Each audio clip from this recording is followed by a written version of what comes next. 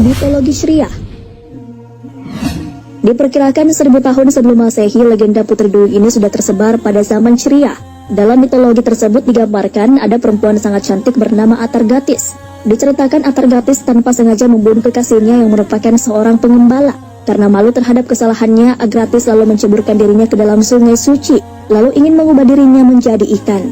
Tetapi karena Agratis terlalu cantik, akhirnya sungai tersebut hanya sanggup mengubah sebagian tubuhnya menjadi ikan. Mitologi Babilonia. Pada zaman dahulu, masyarakat Babilonia menganggap Putri Duyung sebagai dewa laut. Dewa laut ini yang berbentuk setengah manusia dan setengah ikan bernama Oannes. Dan bukan Putri Duyung atau mermaid, tapi merupakan merman atau laki-laki. Ya, kurang lebih seperti wujud dewa Neptunus dalam film kartun Disney yang berjudul The Little Mermaid.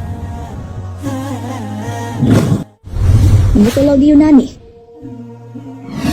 Adalah perempuan bernama Thessalonaik berubah menjadi Putri Duyung setelah ia meninggal yang diceritakan dalam mitologi Yunani. Dikisahkan dia hidup di laut Aegea dan selalu bertanya apakah kakaknya masih hidup kepada para pelaut yang lewat. Jikalau ingin laut menjadi tenang, para pelaut harus menjawab ia masih hidup dan berkuasa dan menaklukkan dunia. Maka Thessalonaik akan senang dan air laut akan menjadi tenang. Namun jika para pelaut memberikan jawaban lain, Thessalonaik akan marah dan mendatangkan badai yang bisa membuat kapal menjadi hancur.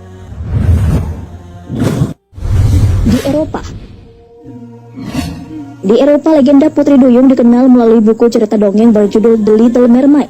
Dongeng itu dibuat oleh penulis terkenal bernama Hans Christian Andersen dan diterbitkan pada tahun 1837.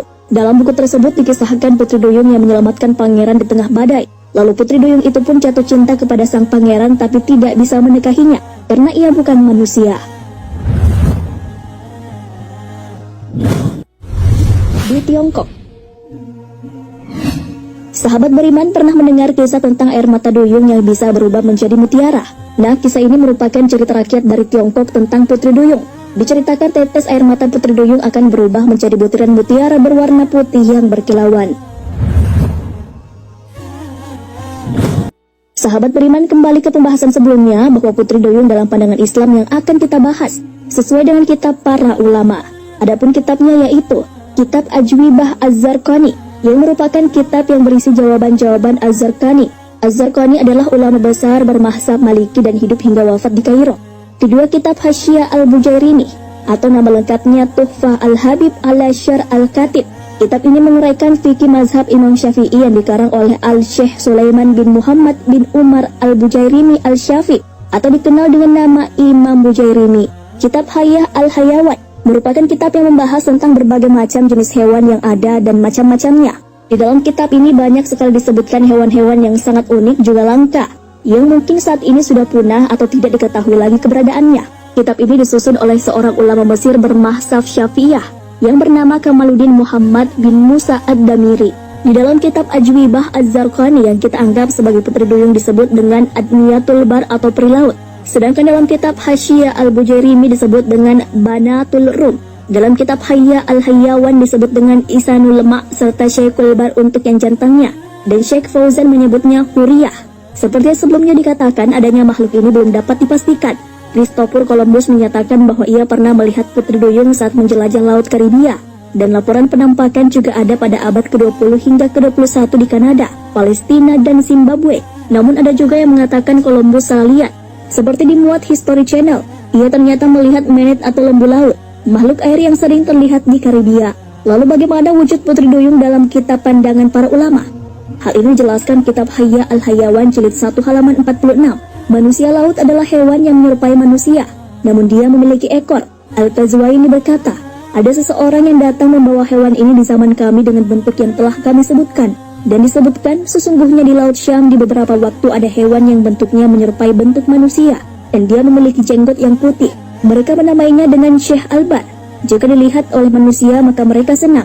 Hayyah Al-Hayyawan jilid 1 halaman 46. Juga cerita-cerita mengenai wujud Putri Duyung yang merupakan wanita cantik diterangkan dalam kitab Al-Hasyiyah Al-Bujairini jilid 4 halaman 230.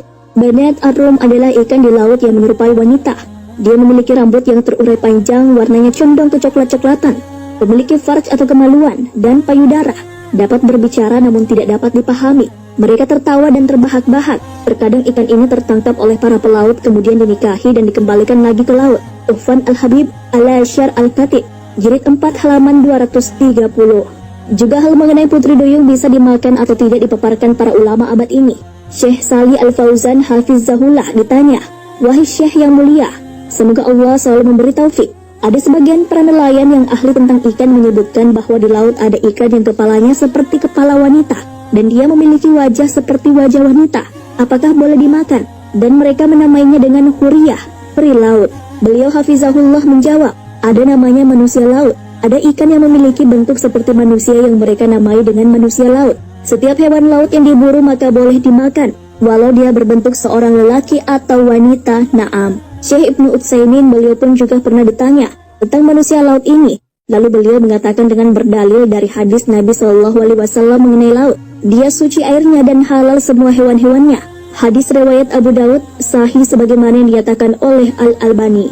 Seperti yang diceritakan di dalam kisah The Little Mermaid mengenai perihal bisa tidaknya menikahi putri duyung. Hal ini juga pernah dibahas para ulama.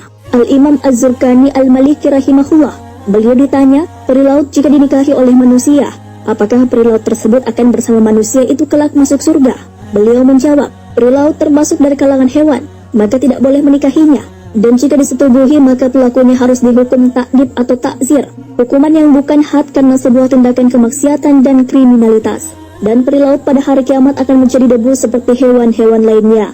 Ajwibah Az-Zurqani halaman 46.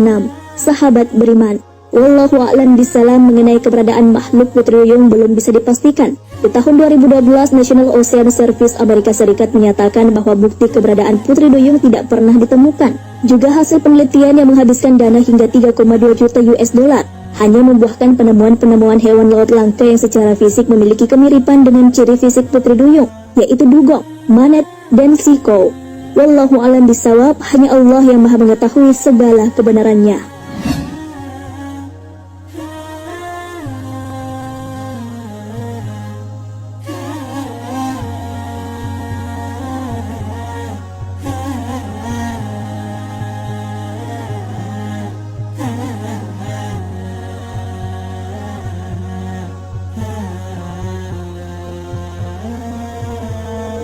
Thank you.